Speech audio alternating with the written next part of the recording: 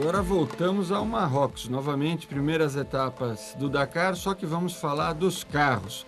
Vocês lembram que nas motos, por causa da neblina, não houve primeira etapa, os carros, como largaram um pouco mais tarde, já largaram. E aquela tensão, né? Aquela expectativa da primeira largada, todo mundo se concentrando, se preparando, os carros de ponta, os 20 primeiros largam a cada 2 minutos, depois um a cada 30 segundos.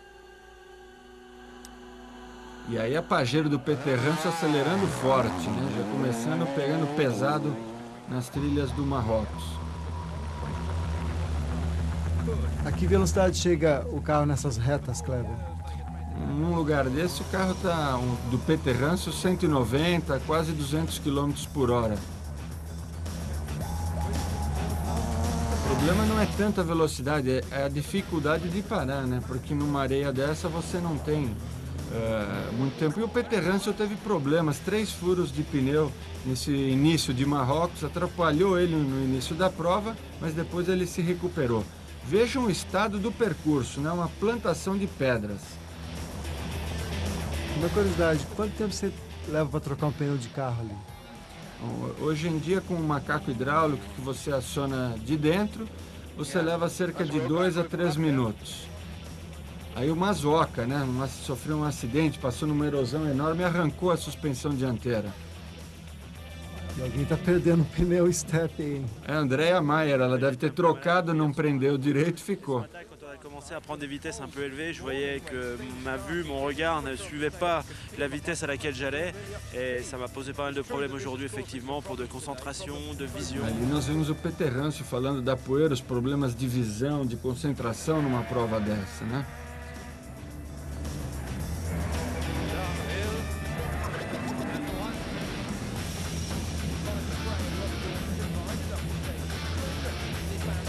A gente está vendo a disputa da Nissan, o Volkswagen Touareg, que fez muito bonito, um carro diesel andando forte.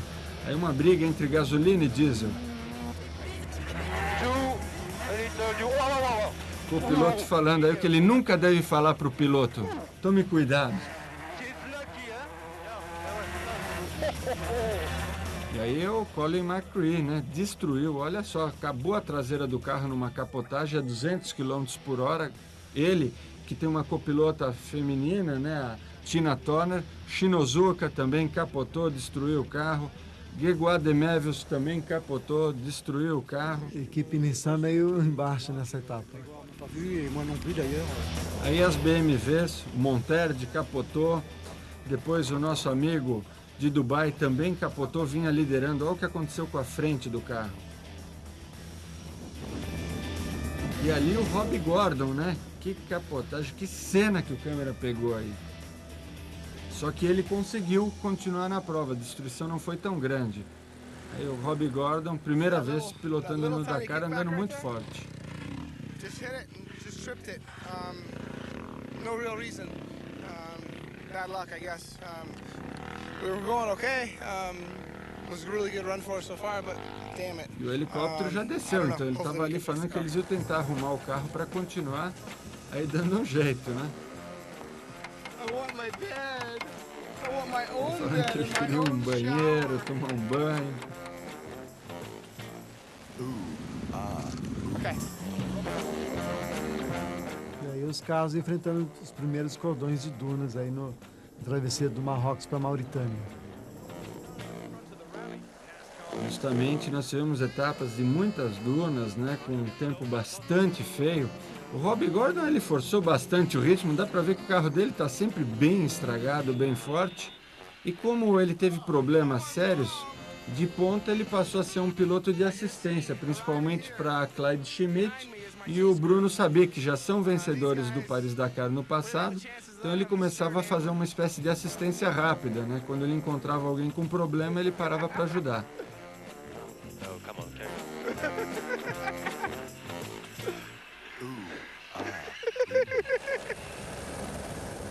E essa aí é uma das etapas complicadas, né, para chegar em Tichite esse ano, né, André? A etapa que muitas dunas, tempestade de areia, a areia ficou muito fofa, todo mundo começou a ter um consumo muito grande, e foi o problema grave desse Dakar, né?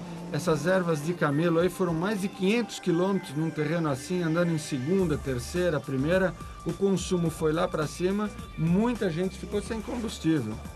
Muita gente pernoitou nesse deserto aí, esperando o combustível chegar pelo pessoal do exército ou da organização. Nesse dia, nós tivemos o nosso problema que atrapalhou a nossa classificação no rally. A gente já vinha na 8ª colocação, tivemos a embreagem colada, demoramos 14 horas para fazer o reparo, fomos para o final do rally e no final, depois de muita recuperação, da 56ª posição, terminamos na 16ª. Aí o Bruno Sabi. On a une roue qui s'est desserrée, ça a battu, on s'est arrêté, on a pu la resserrer sur 3 goujons parce qu'il y en avait 2 qui avaient cassé. On a continué et après... Comentou que a roda começou a fazer barulho, a soltar, ele parou, apertou, continuou, quando ele viu tudo caiu fora e ali estava tendo que fazer um reparo, já estava o carro de assistência.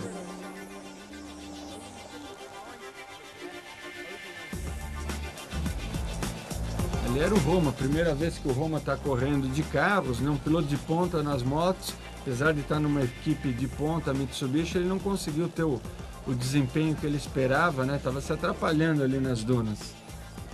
O Clever atravessando as dunas ali com uma fajeira. E ultrapassar as motos retardatárias é difícil, né, Clever? Esse ano nós tivemos um aparelho interessante.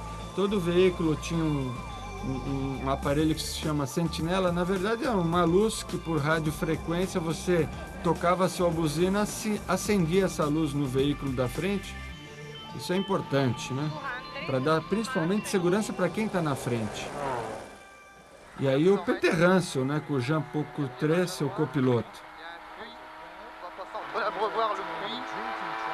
À gauche juste avant une borne d'hygiène. Ça, par ici, 100 mètres entre le puits, l'abreuvoir et à gauche avant la borne d'hygiène. Ele está falando à esquerda, CAP 325. E no final do rally, o Peter Hansel sempre andou junto com o Alfan, que vinha em segundo lugar, 2 Mitsubishi na ponta. Eles começaram a fazer o jogo de equipe para garantir a vitória. Ninguém é bobo, ninguém quer desperdiçar isso. E não quer dizer que estava andando devagar. Continuava acelerando forte. E ali era um posto de controle que você é obrigado a passar e carimbar teu cartão para comprovar o itinerário que a organização coloca para ser feita. Provar que você não cortou caminho.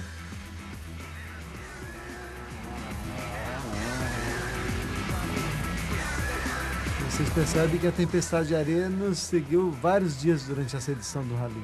Então aí as imagens, você nunca vê um céu azul, né? Sempre uma coisa bastante nublada.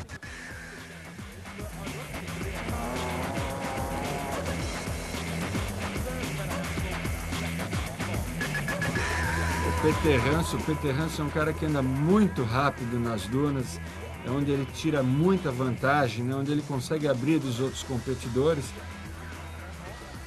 Olha, ele quase passou em cima da moto ali, achou uma passagem difícil, porque se ele para, né, ele fica atolado.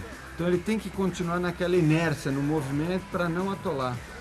E o Peter Hansel, quem não se lembra, já foi 6 vezes campeão na categoria motos. Esse ali era o Luca Alfan, que terminou em segundo lugar. Um ex-campeão francês de esqui.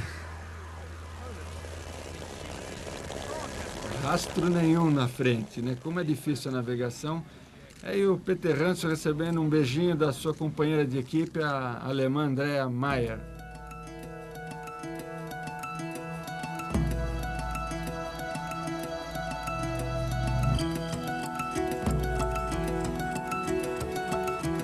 Esses vilarejos são bonitos, né? Mas são tristes, porque a gente sabe que é uma vida muito dura para quem está lá no meio do deserto.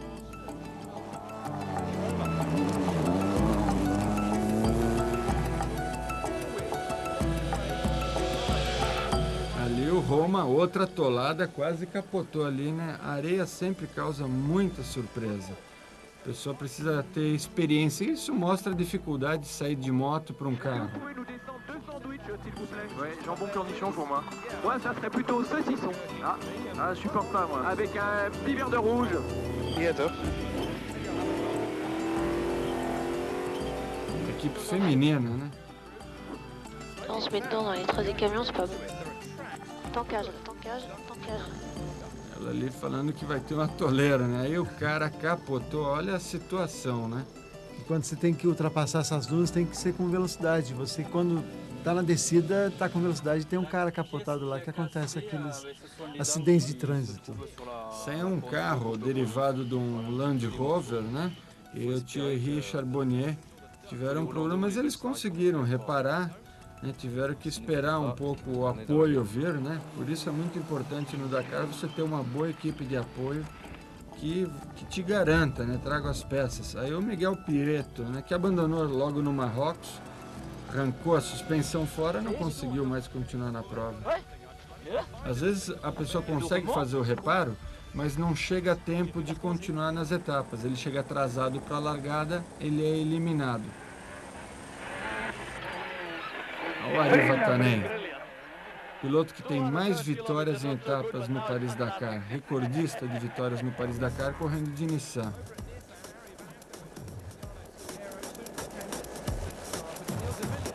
E ali também entre os carros tem ajuda entre os elementos da própria equipe. Só que aí não conseguiram. Aí os dois atolaram, acho que depois uniram as forças, é lógico, para sair dali.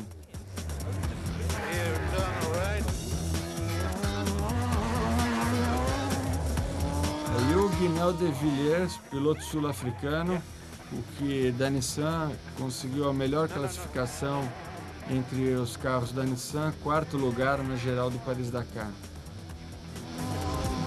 E aí nós, com o nosso Mitsubishi Pajero Full, buscando posições no final do rally. Posições que a gente perdeu naquele problema mecânico no meio da prova.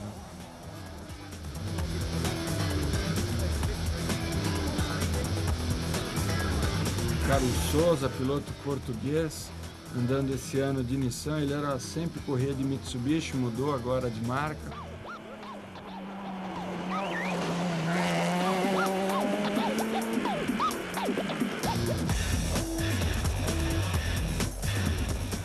Que imagens, hein, André?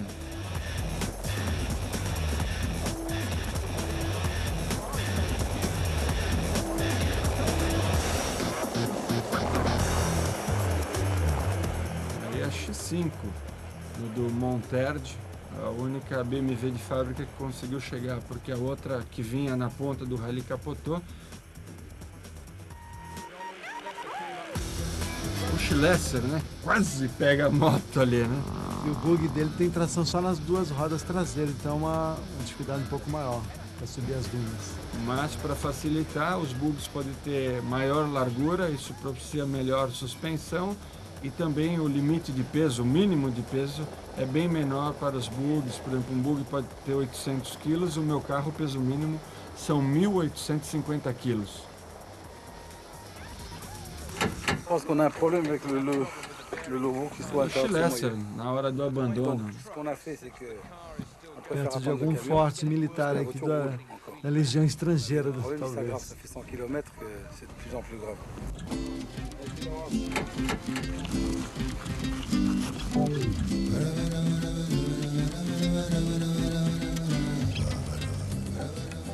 Muitos bugs correndo esse ano, com motores americanos. Aí o Thierry Magnaldi, que fez uma excelente corrida, né? Foi o bug melhor classificado, um Honda V6.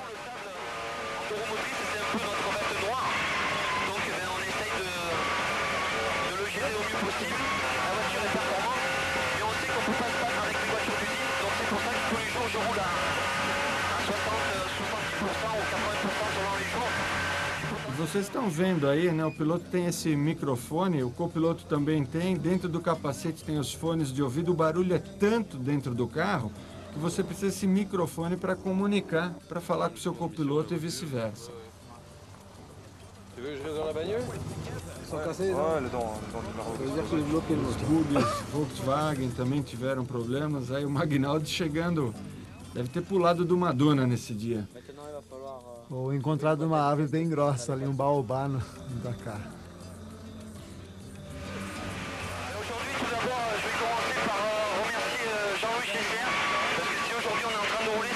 O Magnaldi estava agradecendo ao Schlesser, porque a equipe de apoio do Schlesser, que continuava na corrida devido ao José Maria Servial espanhol, ajudou o Magnaldi a continuar na prova. Aí ele estava retribuindo, né? O Magnaldi estava arrancando ali o Servial de uma árvore.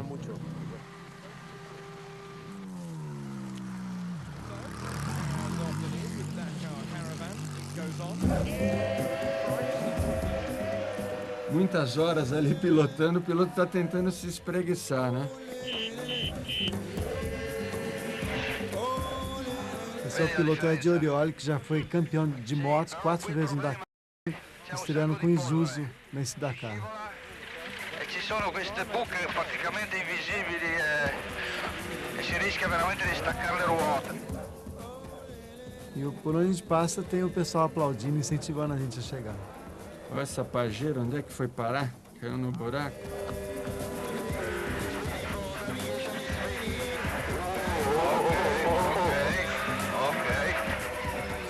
Mesmo tendo um navegador, o pessoal ainda tem umas perdidas aí nessa região de savana, né, cara? É que vem andando muito forte, querendo andar rápido, e as decisões se tornam muito rápidas. A alemã Claudia Schmidt correu de Volkswagen, olha, errou uma curva, né? E ela terminou esse ano, foi terceiro colocado, uma classificação excelente. Terceiro no geral, ela já ganhou, foi vencedora em 2001 com Mitsubishi. E aí Peter Hansel, aí o público atravessando, né? Os babuínos atravessando aí na frente do Peter Hansel. Era um grupo grande, né? Para uma moto quebrar ali sozinho, poderia a coisa ficar feia, hein? Deve ter arriscado. E esse aqui é o nosso bugio aqui no Pantanal. Parce qu'il faut y aller par rapport à sa monture. Donc la nôtre, elle est limitée. De temps en temps, on se fait plaisir. D'autres moments, non. Mais la moralité, c'est ça. C'est pour aller au bout, il faut vraiment ménager la monture. Quoi. Vraiment. Attention. Tiens, regarde la monture. Tiens, regarde ça. Aí eles se perderam, né? Esse pessoal da Toyota se perdeu de direção, na poeira um pouco, né? Como o caminho vai abrindo, eles nem estão vendo que o caminho está do lado, né? Tal a poeira, porque quando você diminui a velocidade, às vezes a tua poeira te ultrapassa e você não consegue enxergar, tem que esperar a poeira baixar para enxergar o caminho novamente.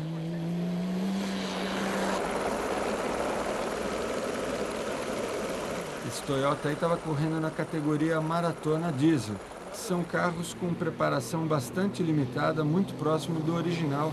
Foram vencedores nessa categoria. T'as vu un train, non? Ah mais il arrive. On est On est bloqué derrière le train. Non, on est bloqué. Les voitures arrêtées.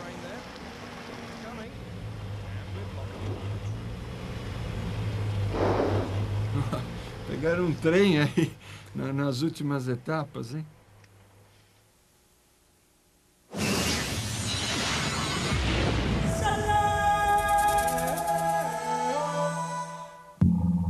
Começando o capítulo dos pesados com uma imagem rara, os leves, os mais leves no deserto. Bom, aí um caminhão passando um carro que é comum pra gente ali, ultrapassar os carros mais lentos. No começo do rally, os caminhões largam por último e depois vão ganhando classificação. E aí o jovem De Roy, piloto holandês, que capotou na quarta etapa, estando na liderança da categoria. Eles correm com caminhões DAF, o pai dele também corre, estava ali ajudando, já é campeão do Dakar. Um outro sério candidato à vitória, o Thiaguini, procurando sua quinta vitória no Dakar, com um problema mecânico ali no meio do deserto. Aliás, acho que esse Dakar teve essa característica, né? Os três grandes favoritos, né? O Thiaguini, o nosso caminhão, né? Você, o De Roy, problemas e não ficaram para disputar a prova até o final. André, você que já teve experiência nas três categorias, é mais difícil ultrapassar uma duna de moto, carro ou caminhão? Eu acho que de carro é mais difícil para passar essas dunas.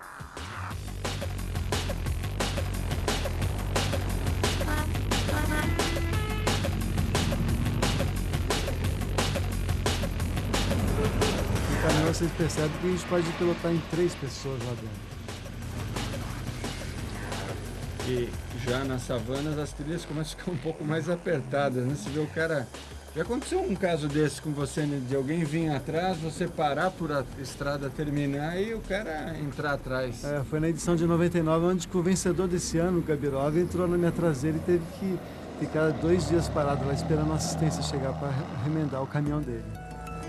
E aí um caminhão de tuaregues, né? Que faz o comércio no deserto, né? Pegou a gente no pulo aí, no meio da trilha.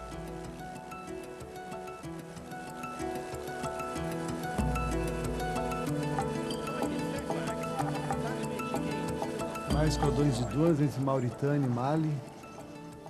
O caminhão é tranquilo, você vê que ele tem muita potência, em baixa rotação, os pneus são grandes e ele passa bem nas areias mais fofas. E dá para ver bastante, né? Porque o caminhão é mais alto, o ângulo de visão é bem melhor que no carro, principalmente. Eu estou sentado ali na frente do eixo dianteiro, então essa visibilidade ajuda muito. Numa situação de pedra como naquela anterior é um transtorno para a gente, porque para trocar um pneu de caminhão a gente leva um tempo razoável. E vocês viram ali o Gabirov que venceu o Rally, tá aí ele novamente, né? Eles também fazendo jogo de equipes, andando em dupla, um ajudando o outro para não perder a vitória, porque ele abriu uma grande vantagem com aquele problema seu, né? Com o problema do De Roy e do outro Kamaz. Então, um piloto novato, Hans Beck, holandês, que foi desclassificado na última etapa por irregularidade na parte técnica. Os comissários foram lá verificar o caminhão dele e, chegando em Dakar, saiu da prova e estava em segundo lugar. Ele tinha feito uma preparação proibida, né, no Rally.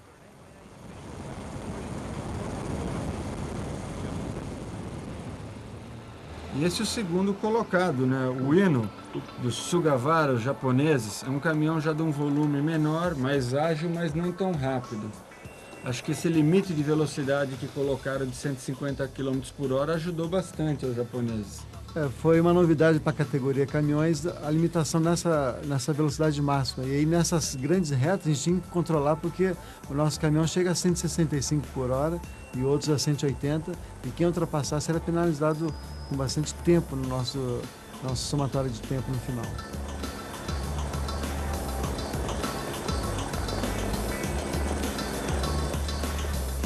Aí foi o dia que eu tive que abandonar a prova, quebrou a transmissão dianteira e sem tração 4x4 eu não conseguia andar naquelas dunas. Ficamos aí 6 horas para deixar o caminhão andando.